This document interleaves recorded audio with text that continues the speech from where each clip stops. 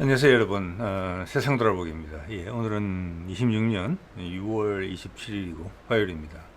자, 오늘은 국방론평 꼭지로 하나 골랐습니다. 네, 제목에서 보신 것처럼 한 두 달 전에 우리 이제 한국형 호위함 3, 소위 FFX3 첫 번째 배죠. 충남함. 이것의 첫 번째 배인데 이게 이제 진수식을 했어요. 진수를 했다는 것은 이제 거의 다 만들어서 배를 물에 띄웠다는 거고, 여기서 이제 그다음 인도라는 부분이 있죠. 인도가 되면 이제 한 1년 동안 시험 운행하면서 부족한 부분을 이제 보태서 보완해서 군에다가 이제 납품하는 건데, 그러다 보면 이제 보통 취역이 되죠. 그래서 24년에 취역이 되는 것으로 그렇게 돼 있어요. 근데 이 배가 사실은 모양은 대구함하고 거의 같아요. 살짝 커지고, 그 다음에 이제 가장 큰 차이점은 뭐 동력계통은 같고, 가장 큰 차이점은 위에다가 이제 통합 마스터가 올라간 거죠. 마스터라 그러면 옛날에는 이제 닷을 다는 곳이고, 이제 레이더 뭉치가 한 군데로 모여서 제일 높은 곳으로 가 있는데, 그것이 사실 기술적으로 쉽지 않은 부분입니다. 예. 자, 그런 거가 돼 있는데, 말씀드린 것처럼 대구함에서 7m가 길어졌어요. 그리고 톤 수도 이제 만재 기준으로는 제가 봐서는 4,500톤 이렇게 될 것 같아요. 그렇게 되면은 이미 이제 우리나라 최초의 구축함이었던 광개토 대왕함보다 커요. 그러다 이제 궁금해진 게 되게 많은 거죠. 모양은 대구함이랑 같은데 여러 가지가 달라졌거든요. 그럼 그 역할도 같을 것이냐. 그리고 대구함급까지 좀 부족하다고 지적이 됐던 대공방어력이죠. 그러니까 대공 미사일을 탑재하는 부분, 이런 부분들, 그리고 우리가 이제 작년에 우여곡절 끝에 항모를 한다고 다시 새 정부 들어와서 결정을 했는데, 항모를 하면 항모 전단을 꾸린다는 이야기란 말이에요. 뭐 일본처럼 우리 뭐 마라도나 독도함을 이렇게 좀 개수해가지고 영근해서 사용하는 게 아니라, 우리는 KF-21에 항모 탑재형을 결정한 거죠. 또 중형 항모급 이상, 즉 프랑스나 영국급 이상의 항공모함을 좀 생각하는 거거든요. 그러면은 대양 작전을 생각하는 거예요. 그 말은 우리 해군이 우리 남해, 동해, 서해 1, 2, 3함대가 관할하는 그 해역을 무대로 생각하는 것뿐만 아니라, 더 넓은 글로벌 플레이어로서 작동할 것이다. 거기에는 어떤 미국과의 합의가 있다. 뭐 이런 말씀들을 쭉 들어왔죠. 자, 거기에 부합하는 첫 번째 함정이 아닌가. 예, 이것을 기초로 해서 이제 이후 만들어지는 함정들, KDDX, 그리고 한국형 호위함 4, 이런 거가 이제 다 밑바탕이 되지 않느냐. 그래서 그런 전기가 있는 되게 어떤 뭐랄까, 새로운 지향점을 제시하는 배다. 그런 데서 의미가 크죠, 이게. 예, 그래서 제가 궁금했던 거 위주로 해서 생각을 좀 정리를 해보겠습니다. 자, 뭐 제가 제시하는 것은 직접적인 자료도 있지만 간접적인 자료들도 있어요. 그래서 여러분들도 여러분 나름대로 또 이 자료들을 가지고, 자료들은 어떻게 보면 가급적 객관적인 것이니까 생각을 해보시면 좋을 것 같습니다. 네.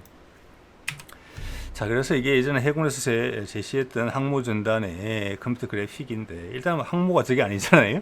그래서 이거는 대부분 다 달라질 것이라고 보여지고, 여기 보면은 이게 제가 이제 미국의 항모 전단의 구성과 비교를 해봐도 크게 다르지 않아요. 대충 이렇게 될 것 같아요. 앞에 공격형 잠수함이 두 척이 가죠.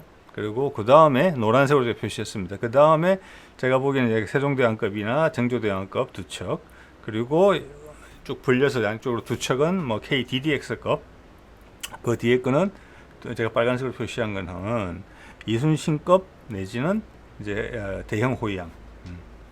그래서 지금 이제 만재 톤수가 4,000톤이 넘어가기 때문에 대양 항해가 가능할 것으로 보이거든요.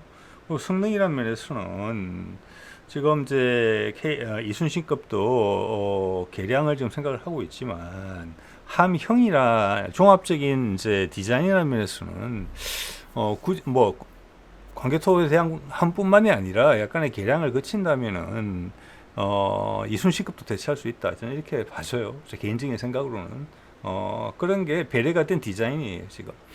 그리고 이게 이제 등장했기에 한 말씀을 보태어 본다면은, 우리가 이제 대양 함대를 구축한다 했을 때 이런 선단이 필요하죠. 자, 공격형 원잠이 따라가야 돼요. 자, 그래서 이거는 이 잠수함들은 항모 전단을 보호를 해야 돼요. 해저에서. 그러면 기존에 우리가 가지고 있는 디젤 잠수함 전력이 상당히 훌륭한데, 그 디젤 잠수함은 사실은 우리 한국 해역에 최적화되어 있어요. 예, 매복해서 들어오는 사람들을 들어오는 적의 잠수함이나 수상함을 공격하는 용도로는 딱이거든요. 정말 잘하고. 그런데 이렇게 대양 항해를 해서 항모 전단을 쫓아다닌다? 이러면은 디젤 잠수함은 속도도 안 될 뿐더러 연방 올라와야 돼요. 잠복하는 게 아니고 계속 따라다녀야 되잖아요. 보호를 한다는데 어떨 때는 항모 전단보다 앞서가서 있기도 해야 되고 그런데 속도가 안 되거든요. 그리고 빨리빨리 올라오면 계속 노출되고 잠수함의 가장 중요한 특징인 은밀성이 바로 사라지기 때문에 항모를 가진다. 그리고 중형급 항모를 가진다. 그 말은 큰 바다 가서 놀겠다는 것인데, 그러면 이 항모는 당연히 핵추진 항공모함이 죄송합니다. 그러면 이 잠수함은 동행하는 잠수함은 항모 전단을 보호할 잠수함은 당연히 원자력 추진 잠수함이 돼야 돼요. 자, 이런 것도 하나 이 사진을 본 김에 짚어보고요. 자, 그다음 동력 체계부터 이야기를 해볼게요. 이 동력 체계는 예전에 이게 이제 국방 뉴스에서 나온 건데, 그때 이제 포항함이라고 대구급, 그러니까 FFX2죠. 그거를 시운전할 때 나왔던 동영상인데, 지금 추진 동력이 똑같거든요. 이거랑. 자, 배는 커졌지만 똑같아요. 그렇지만 전체적인 재원은 같거든요. 저 이걸로 충분하다는 거예요. 이것으로도. 여기 보면은 뭐라고 되어 있냐면은 그 당시 대우조선 해양에서 만든 건데 40메가와트급 터빈 한 대, 즉 가스 터빈, 제트 엔진에 들어가는 터빈 엔진, 가스 터빈 있죠. 예, 그겁니다. 그게 이제 출력이 훨씬 센 거죠. 저렇게 하면은 40메가와트면은 마력으로 치면 5만 마력이에요. 5만 마력. 이게 롤스로이스 엔진 들어갔잖아요. 5만 마력이고 파운드, 비행기에서 익숙한 파운드로 치면은 10만 파운드예요, 거의. 예, 10만 파운드이기 때문에 KFX에 들어가는 게 막 애프터버너 켜고 이러면 막 2만 몇천 파운드 될 거예요. 자, 그거를 4-5개 이상 모아놓은 거다, 이렇게 보시면 되죠. 예. 그리고 보면은 이번 기회에 좀 알아두셔도 좋을 것 같습니다. 그 다음 1.7메가와트급 전동기 2대 이렇게 돼 있거든요. 그리고 1700kW급 발전기 4대 이렇게 돼 있어요. 요거 하나만 잘 이해하셔도 아마 향후 우리가 해군 전력을 구축하는 데 있어서 이 동력 부분을 이해하는 데 크게 도움이 되실 것 같습니다. 전동기라는 것은 뭐냐면 쉽게 말해서 모터예요. 모터는 뭡니까? 구동을 하는 거잖아요. 그래서 이 배는 1.7메가와트급 전동기 2대 모터가 있어요. 거기 각각 스크류가 달려 있어요. 그걸로 대부분의 상황에서는 그걸로 기동을 해요. 자, 모터로 돌리니까 소음이 안 나겠죠. 기어도 없겠죠. 그 출력도 최고 출력을 빨리 도달할 수 있어요. 그래서 모터를 선택 안 할 이유가 없어요. 그래서 향후 아마 KDDX급이나 FFX4로 넘어가게 되면 완전 전기 구동으로 갈지 몰라요.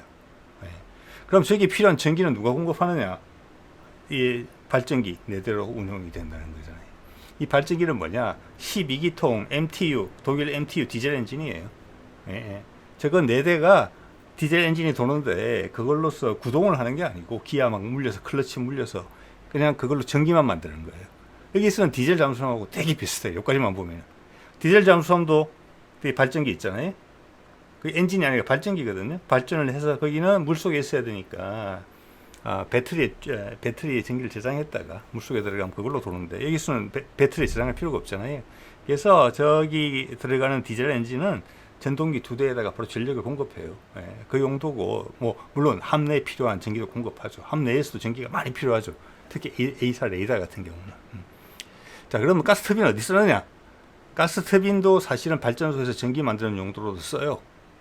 그래서 아마 요 다음에는 가스 터빈이 바로 기어로 안 물리고 아마 100% 전기만 생산하는 용도로 쓸 것 같아요. 그러면 전기 구동이 되는 거죠. 지금은 그렇지 않아요. 지금 기어로 물려 있어요. 터빈에서 나오면 엔진 회전수가 되게 빨라요. 그래서 헬리콥터에서 필요한 그 엔진 변속기, 감속기죠. 감속기 같은 게 들어가서 15노트 이상, 시속 15노트 이상으로 추진할 경우에는 그것을 가스 터빈을 작동을 시켜서 기어로 물려서 모터를 보강을 해줘요. 모터에 힘을 더 줘요. 이런 식으로 되어 있어요. 어떻게 보면 약간 하이브리드 같은 스타일로 되어 있는 거죠.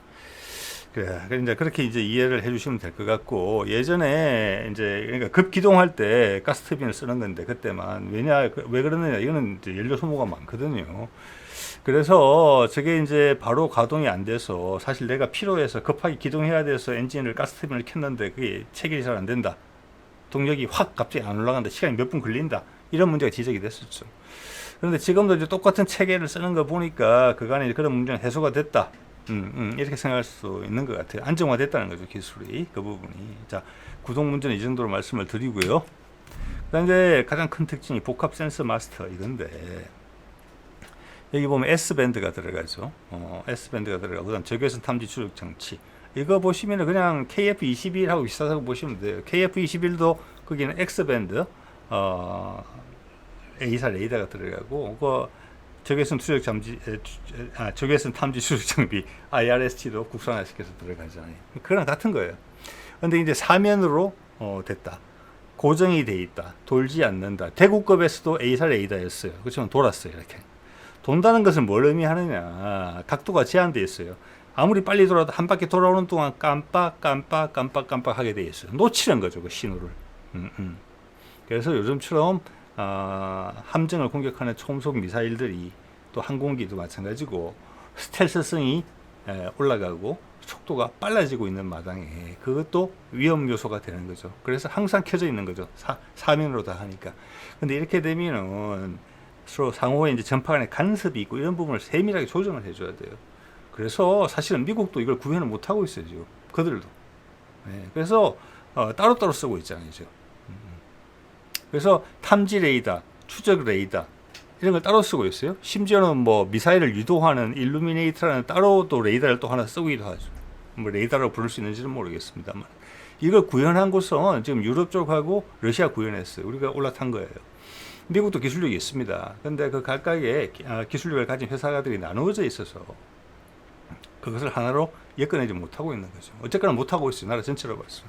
그래서 그걸 해냈다는 게 엄청나게 대단한 겁니다. 예. 자, 그리고 이래 되면 이제 그게 이제 궁금해지는 거죠. 이거는 이제 요즘 대구 것만 하더라도 탐색 레이더가 따로 있고 추적 레이더가 따로 있었어요. 모르겠으면 추적 레이더는 X밴드였는지까지는. 그런데 이제 여기에서 멀티 펑션 레이더라고 MFR이라고 다 칭하죠. 이거는 한 레이더 가지고 추적, 탐지, 추적, 그리고 대공 미사일 인도까지 하는 걸 다 하는 거죠. 그래서 간소화된 겁니다. 이게 앞으로 나아갈 방향이고, 이걸 구현한 나라도 사실 손가락으로 한 5손가락이면 충분해요. 이게 든다는 거예요. 이걸 해냈다는 것은 엄청나게 의미 있는 일이고, 물론 ADD가 주도해서 했겠지만 업계에 도움 없이도 힘들었을 거예요. 그건 정말 박수를 쳐줘야 되는 일이다.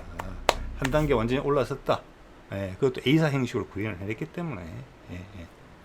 그래서 누군가는 이것을 자꾸 뭐 미니 이지스함 이런 식으로 자꾸 부르는데, 그거는 아주 좀 잘못됐다고 생각을 합니다. 이지스함이라는 이지스란 말은 전투체계죠. 공격 수비 방어를 하는 소프트웨어 체계인데, 그건 이미 이기부터 국산화됐잖아요. 우리는 잠수함도 국산화됐고 다 국산화됐어요. 그리고 나머지 하나는 그 스파이 레이더라는 건데, 미국에서 쓰는 것은 폐사 방식이에요. 우리처럼 풀 A사 방식이 아니에요. 그것은 한 세대 정도가 차이 날 정도예요. 한 세대 정도가 차이 날 정도예요.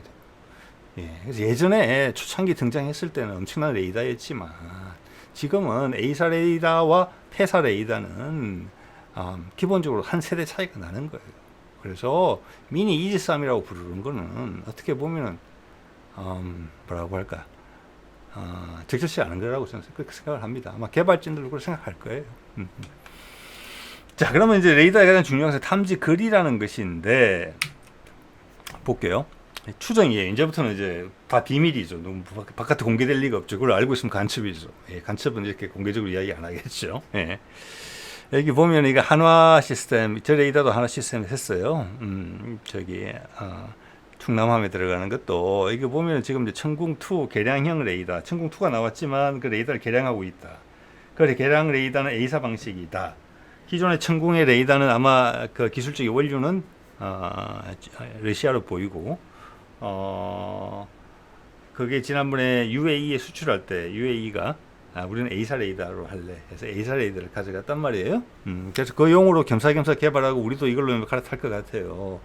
그래서 이게 밴드를 어디를 쓸 건지를 이야기를 안 해주는데, 안 나와 있는데, 제가 봤을 때는 그냥 너무 복잡하게 안 하고 그냥 X밴드로 계속 갈 것 같아요. X밴드로 가는데, 그걸 개발하고 있는 팀의 팀원이 이 국방뉴스에 인터뷰한 내용이에요. 뭐라고 했냐면은, 그래서 500km 정도에서 들어온 표적이 탐지되고 제대로 추적되는지 시험을 통해서 검증을 했습니다. 이렇게 되어 있어요.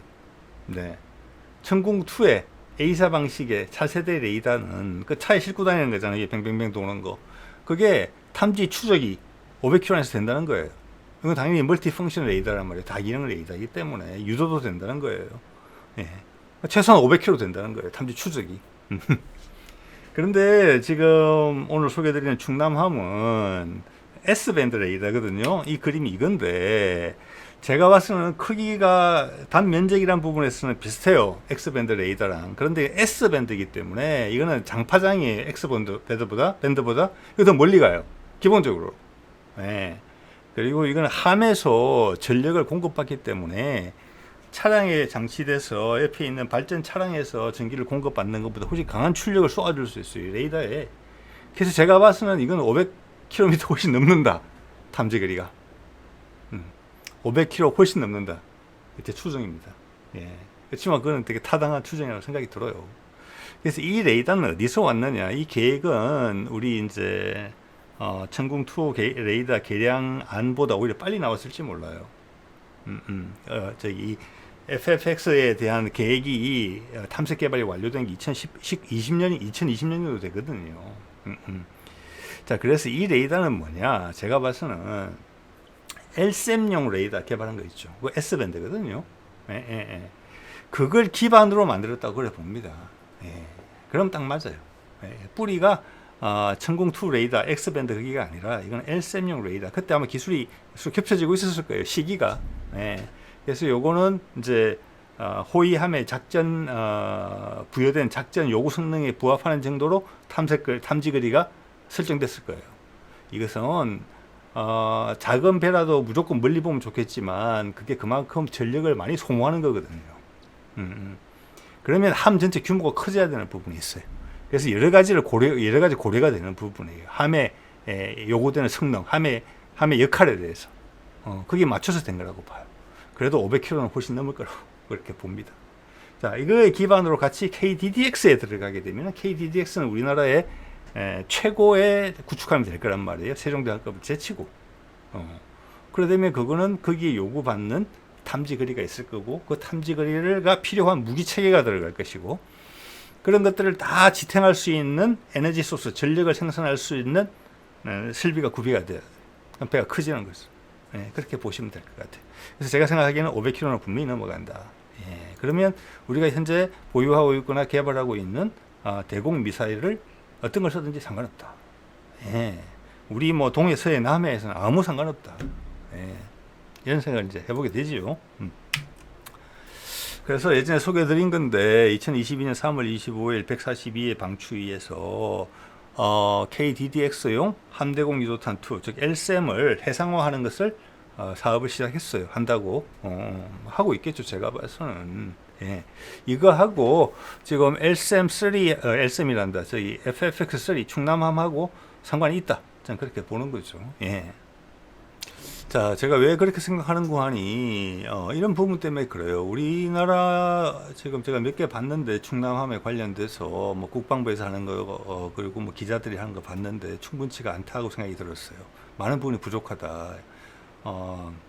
그 중에 하나가 이거예요. 20년 6월에 네이발 뉴스에서 나온 기사거든요. 그때 이제 충남함급을 개발하는 이야기가 나왔을 때 여기 보면은 우리 방사청 관계자의 입을 빌려서 저는 이 네이발 뉴스는 상당히 신뢰할 만한 뉴스원이라고 저는 생각을 해요. 저도 몇 년 동안 지켜봐왔고 신뢰할 수 있다 생각이 듭니다.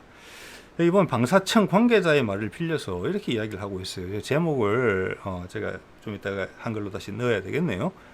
뭐라고 했냐면 LSAM을 장비할 것이다 이렇게 돼 있어요. 근데 지금 우리 충남함에 대해서 그 어느 누구도 국내 지금 자료에는 이런 이야기를 안 해요. 방사청 관계자가 이야기를 했다는 것인데. 그러면 제가 봤어도 여태까지 대구 함의 약점 아까도 말씀드렸지만은 방공력이 약하다. 자함 방공만 겨우겨우 한다. 그것도 해군이 늦게나마 나타났기 때문에. 예? 근데 레이더 탐지 거리가 지금 500km 이상이 훨씬 훌쩍 넘어갈 것 같은데, 그 해군은 아마 사거리가 한 20km 정도밖에 안 될 거예요. 단거리 대공 미사일. 그러면 그 레이더가 어디 쓰려고 그렇게 강력한 레이더를 탑재했느냐? 이거 너무 궁금하잖아요. 그죠? 그럼 거기에 대해서 답을 줘야 될 거잖아요. 그래서 부족한 제가 답을 생각해 보겠습니다. 예. 자, 이겁니다. 이게 이제 대구급 함을 위해서 아주 드물어요. 이것도 사실은 어떻게 보면은 제가 충남함을 위에서 이런 각도에서 찍은 사진을 찾으려고 노력을 했는데 찾을 수가 없었어요. 찾을 수 없는 게 당연한 거라고 생각합니다. 왜냐하면 그걸 보면 판단이 들거든요. 자, 이게 대구급의 장거리 대공 방어력 부재 문제가 있었는데, 이 대구함을 자세히 보면은 이게 저는 이미 이 업그레이드를 대비한 디자인이라고 보거든요. 이거를 예전에 썼던 건데, 앞에 보시면은 지금 KVLS-1 즉 수직 발사관 1이 16셀이 들어있어요. 8셀이 한 세트거든요. 그 한 세트가 두 개를 뭉쳐놨어요. 근데 그 뒤에 보면 제가 파란색으로 사각형을 8개를 연결시켜 놓은 게 보이실 거예요. 그 자리가 텅텅 비어 있어요. 예. 제가 좀 이따 다른 사진을 보여드리겠습니다만은 저 부분은 함에 있어서 핵심적인 구성 요소가 아닌 것 같아요. 향후 업그레이드를 위해서 남겨놓은 구간이라고 봐요. 배를 짧게 하거나 길게 하면은 저 부분이 짧아지거나 길어지거든요. 그래서 저기에는 지금 우리가 내년이나 내후년 정도에 나올 게 KVLS-2 한국형 수직 발사관 2가 지금 완성이 돼요. 이미 뭐 다 나왔어요, 디자인. 예. 하나 쪽에서 하는 것 같은데 거기 전체적인 융 크기도 나와 있거든요. 거기는 4개가 한 세트예요. 4셀이 한 세트예요. 그래서 제가 이건 2세트를 넣어 놓은 거예요. 그 크기 나와 있어요. 그래서 제가 대충의 크기를 가늠해서 또 저 배 양쪽 끝은 또 통로기 때문에 그걸 고려해서 넣어봤더니 2개 유닛이 들어가요. 8발짜리가. 저 8발이란다. 8셀이 들어가요. 저기에 저는 LSM 지금 해상형으로 개발하고 있는 거 있죠. 그게 들어갈 것 같거든요. 예. 지금 LSM 같은 경우는 탄도탄용과 항공기용이 두 개가 다 개발되고 있는데, 그 항공기용도 아마 대응 고도가 30에서 40km 정도 사이일 걸로 봐지는데, 대탄도탄용 유도탄을 피해서 30km 이하로 더 낮은 고도로 내려오는 것도 요격할 수 있는 역량을 갖춘 것으로 되어 있어요. 우리 천궁2가 이미 대탄도탄 요격이 가능하잖아요. 그래서 LSM은 그냥 천궁2보다 사정거리가 훨씬 더 긴, 그리고 대탄도탄 요격도 가능한 그런 미사일이라고 보면 돼요. 예. 그래서 우리가 나라를 방어하는 게 아니고 자함이나 함대를 방공하는 거면 그냥 대항공기용 LSM만 넣어도 충분해요.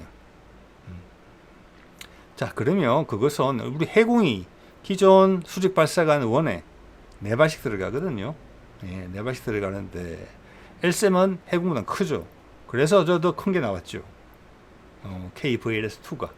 그래서 제 추정컨대는 예전에 뭐 관련 다른 내용이 있습니다. 좀 이따 달아놓도록 하겠습니다. 뒤에.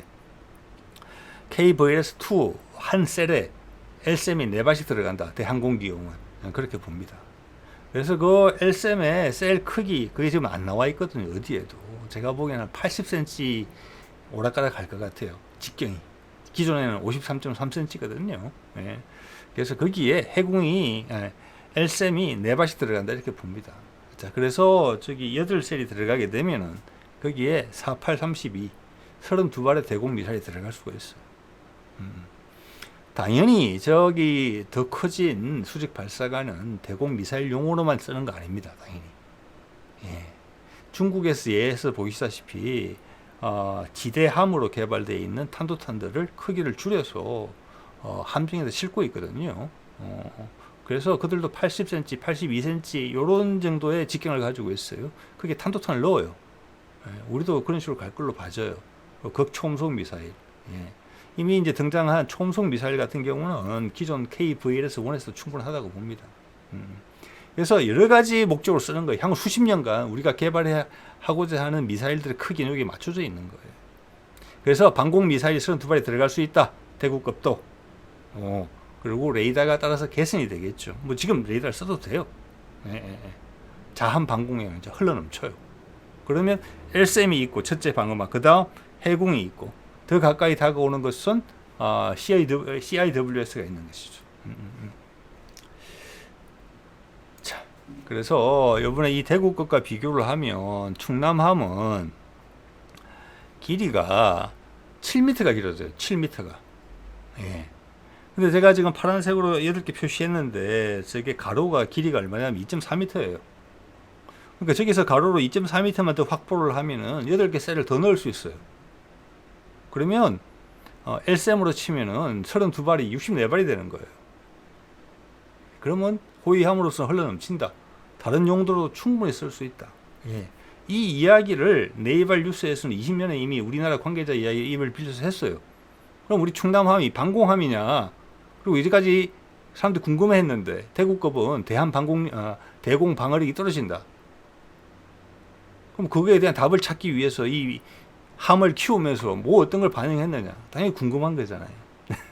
예. 그래서 그 궁금함에 대해서 제 부족한 이야기를 드려봤습니다.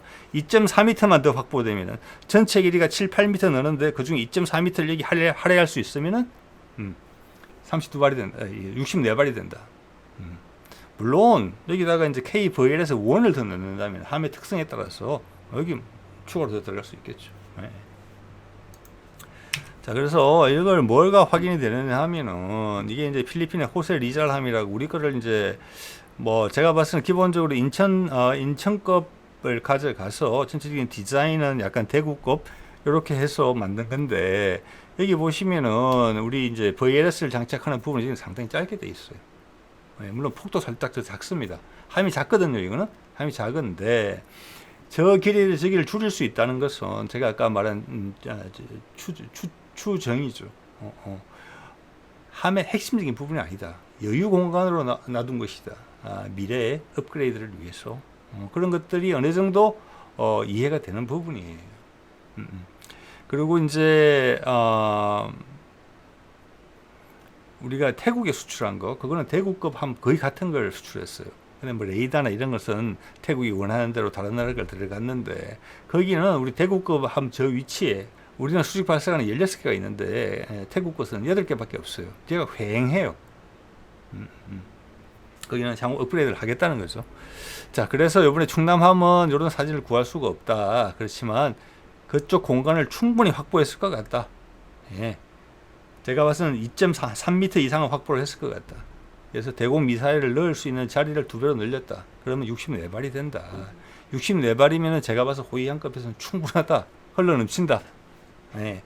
그렇게 돼야지 거기에 통합 마스터 있죠. 아까 탐지거리가 500km가 넘는 거 그게 설명이 되는 거예요.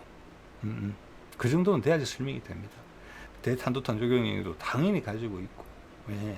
그래서 우리나라를 방어하는, 우리 국토를 방어하는 게 아니라 함정 개인이나 주어진 함정이나 함대를 방공하는 데는 충분하다. 64발의 미사일로. 예, 예. 그리고 굳이 대탄도탄 요격탄이 들어가지 않아도 된다. 그런 것은 필요하다면은 세종대왕급이나 KDDX급으로 넘겨도 되지 않느냐 이렇게 생각이 드는 거죠. 예. 자, 그래서 얼마 전에 이제 LSM 탄도탄 요격 시험 성공, 이게 이제 LSM2를 이제 한 것이죠. 여기 보면은 우리가 이제 대단한 모습을 보였죠. 예, 예. 뭐 고도에 대한 이야기는 나오지 않았지만은 사드를 훨씬 넘어서는 그런 이제 대응 고도와 성능을 이제 보여준 것으로 돼 있죠. 예, 이게 엄청나게 커요. 그렇기 때문에 우리가 지금 이제 사드 도입 포기한다는 얘기가 나왔고. 그와 동시에 우리 향후 정조대왕함 추가로 건조되거나 우리 이제 KDDX나 우리 호위함 추가로 건조되는 것에 LSM이 들어갈 수 있는 자리가 마련된 거예요.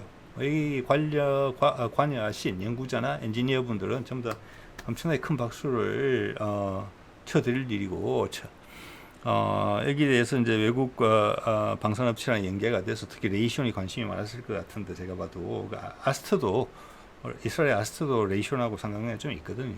예. 거기서는 눈물을 좀 머금지 않았을까 이런 생각을 해보게 됩니다. 예. 그리고 또 하나 이제 말씀드릴 수 있는 부분은 이런 거예요. 이게 보면 이제 CIWS2가 들어간다 돼 있어요. 충남함에. 이것은 지금 개발이 순조롭다는 이야기예요. 30명에서 개발하기로 돼 있는데 함을 인도를 하고 작전에 들어가는데 이게 없이 들어가지는 않을 것 같거든요.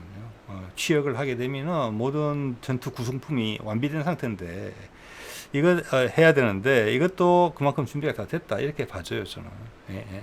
개발이 순조롭다 봐지고 이거의 가장 큰 특징이 우리가 기존에 쓰고 있는 팔랑스하고 다른 게 초음속 대응이거든요. 초음속 대응.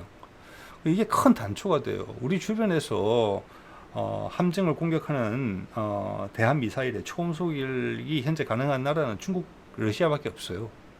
네. 그래서 우리의 대응은 그리고 지금 미국이나 서방 계통은 전부 다 팔랑스니까 어떻게 보면은 거기는 이만큼 대응이 안 돼요. 기껏 마하 1, 2 그것도 확인되지 않았어요. 그래서 우리가 어디를 염두에 두고 있느냐? 우리는 세계 최고의 적을 염두에 두고 있다 이렇게 보시면 돼요. 당연히 충남함도 초음속 미사일이 당연히 대응되게 나올 것이고 거기 들어가는 LSM도 당연히 초음속 미사일이 대응될 거예요. 조금만 시간 지나면 날라오는 건 전부 다 초음속 미사일이에요. 예. 그래서 우리 해군을 개발할 때 목표도 마하 3 이상의 초음속 미사일 대응이라고 붙어 있잖아요. 조건이. 그러니까 초음속 미사일 방어망을 3개를 가지는 거예요. LSM, 해군, 그 다음 마지막으로 오면 이거. 자, 이거는 보면은 다 A사 레이더예요. 보면은 밴드가 X 밴드보다는 제가 봤을 때 K 밴드 쪽에 가까운 걸 쓸 것 같아요. 가까운 데 쓰는 거니까 멀리 갈 필요 없고 정밀하게 보면 되거든요. 이거는 그리고 A사 레이더이기 때문에 동시에 여러 개 대응이 될 거예요.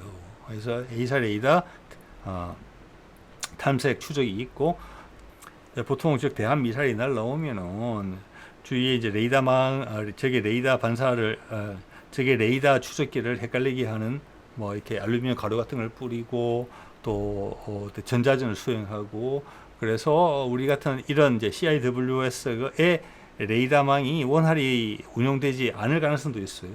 자, 그런 경우를 대비해서 EOTS 저걸 가지고도 추적이 된다 이렇게 되어 있는 거거든요.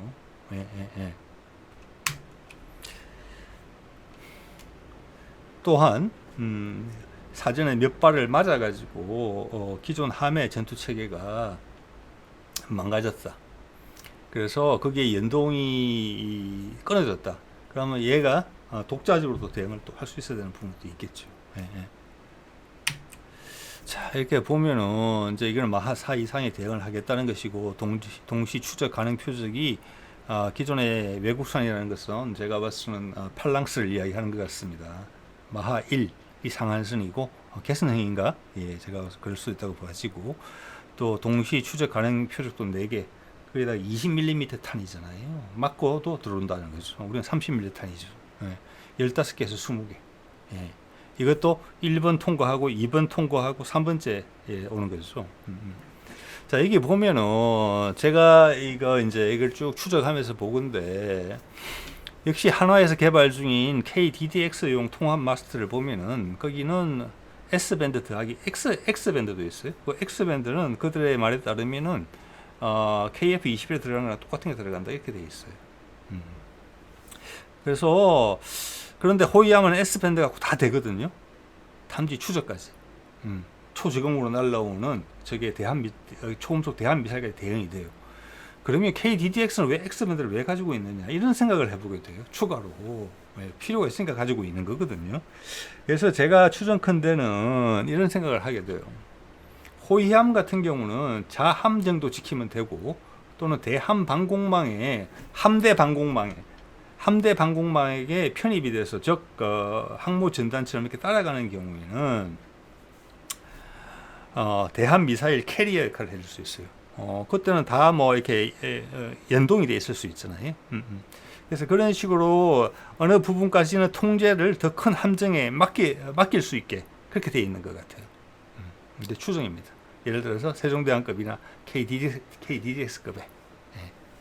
그래서 그럴 때는 일단은 대공 미사일이 많은 게 유리하겠죠.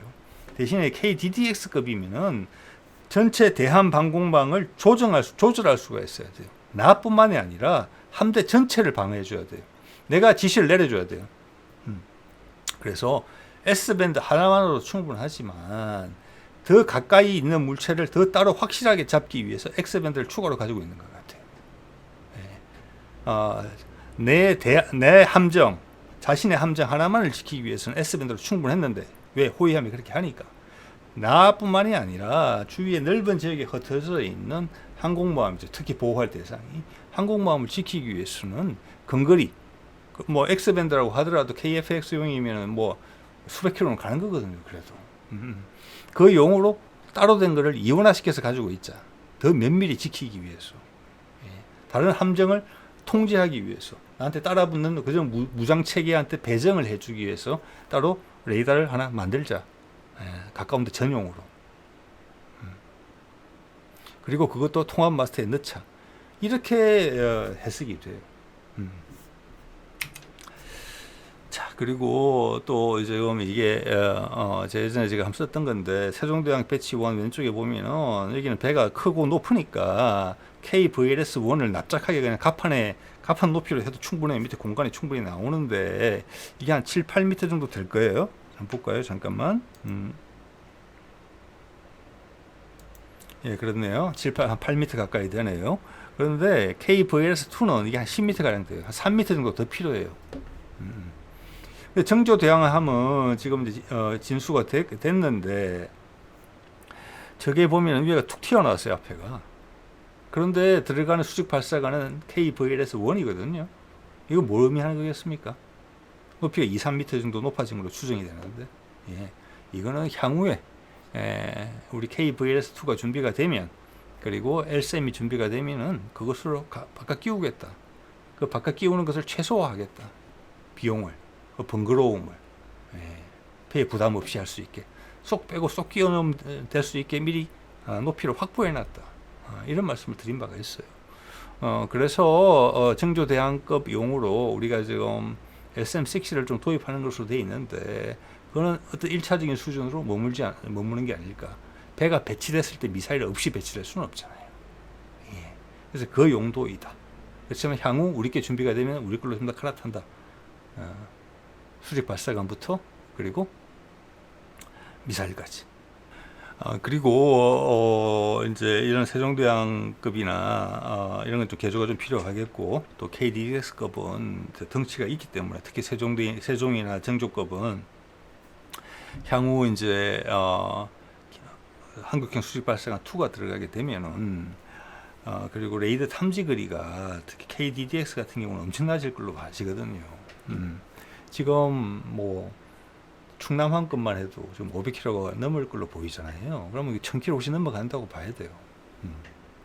자, 그 정도 탐지 거리를 가진다 했을 때는 단지 LSM이 아니라 우리가 뭐 30m 지금 중반점으로 지금 이야기가 언론 보도상으로 비춰졌던 게 우리가 SM3급을 개발하려고 하는 거잖아요. 중간 단계 요격을 하려고 해요. 그거는 최소 마지막 낙하 단계가 종말 단계가 아니라 중간 단계에서 요격을 하려고 한다는 거거든요. 그러면은 요격 고도가 500km가 넘어야 돼요. 엄청난 거잖아요. 자, 그게 30m 중반까지 나온다. 그러면 우리 배의 수명은 뭐 한참 남았잖아요. 지금 저 KDDX가 30년에 나오면 2060년까지는 쓰겠죠, 최소한. 자, 그 배 생명 주기 대부분의 동안에는 그런 SM3급 국산화된 한국형 SM3라고 할게요, 지금은. 그런 걸 장착할 생각이 당연히 있다. 그래서 한국형 수직 발사관 2는 그런 용이다.